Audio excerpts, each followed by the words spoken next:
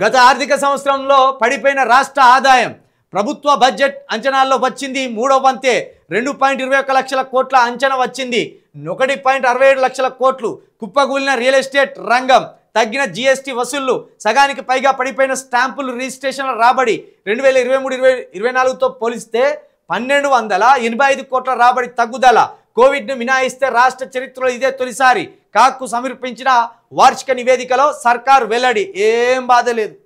Real estate పడిపోతే ఎకరానికి 2 లక్షలు 3 లక్షలు భూమి వస్తుందంటే అందరం కొనుక్కుంటాం. అప్పుడు మా చేతిలో భూమి ఉంటుంది.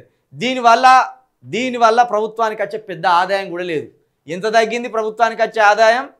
1200 కోట్లు. అంటే ఓ విధంగా ఓ మంత్రి అవినీతి చేసినంత కూడా కాదు. మంత్రుల అవినీతి తగ్గితే ఇది మనము సెట్ చేసుకోవచ్చు. 1200 కోట్లు పెద్ద మొత్తమా రాష్ట్ర ఆదాయంతో పోలిస్తే?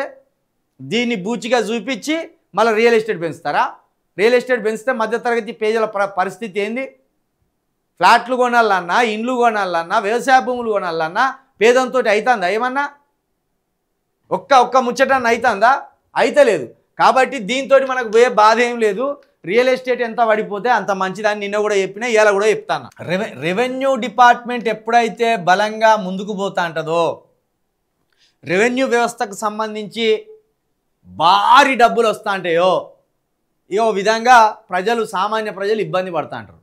గుంట భూమి కొనాలన్నా కొనలేరు. రిజిస్ట్రేషన్ అండ్ స్టాంప్స్కి సంబంధించి ఇదే ఎక్కువగా భూములకు సంబంధించిన అంశాలు ఉంటాయి. ఇందులో కంపెనీలకు సంబంధించిన రిజిస్ట్రేషన్లు ఉంటే సంతోషమే, కానీ భూముల అమ్మకాలు ఇవి ఎక్కువ పెరిగితే రియల్ ఎస్టేట్ బ్రోకర్లు ఎక్కువ అవుతారు. రియల్ ఎస్టేట్ బ్రోకర్లకు డబ్బులు వస్తాయి, భూములు ఉన్నోనికి డబ్బులు వస్తాయి, సామాన్యుడు ఆగమైపోతాడు. ఫ్లాట్లు దొరికాయి, భూములు దొరికాయి మనకు.